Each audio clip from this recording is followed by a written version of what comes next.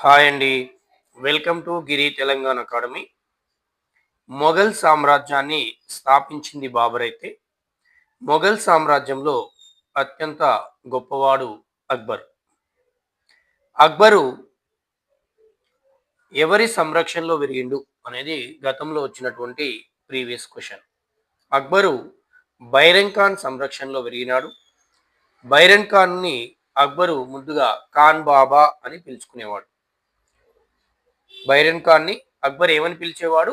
ఖాన్ బాబా అని పిలిచేవాడు.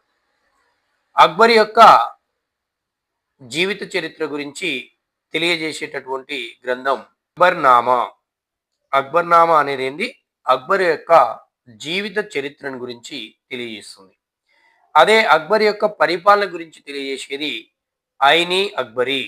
ఐని అక్బరీ. ఈ ఐని అక్బరీ మరియు అక్బర్నామా ఈ రెండు గ్రంథాలను కూడా అబుల్ ఫజల్ రచించాడు. ఈ అబుల్ ఫజల్ అక్బర్కి మంచి మిత్రుడు. అలాగే అక్బర్ ఆస్థానంలో కొంతకాలం ప్రధానమంత్రిగా, రెవెన్యూ మంత్రిగా కూడా పనిచేయడం అనేది జరిగింది. అంటే అక్బర్కి మంచి సన్నిహితుడు ఎవరంటే అబుల్ ఫజల్.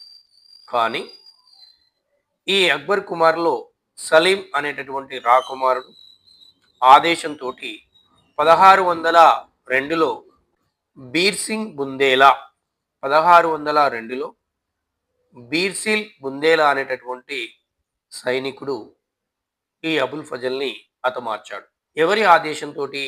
సలీం రాకుమారుని యొక్క సలీం అనే రాకుమారుని ఆదేశంతో ఈ సైనికుడు అబుల్ ఫజల్ని 1602లో హతమార్చడం అనేది జరిగింది. మరిన్ని వీడియోల కోసం మా ఛానల్ని లైక్ చేయండి, సబ్స్క్రైబ్ చేయండి, మీ దగ్గర వారికి షేర్ చేయండి.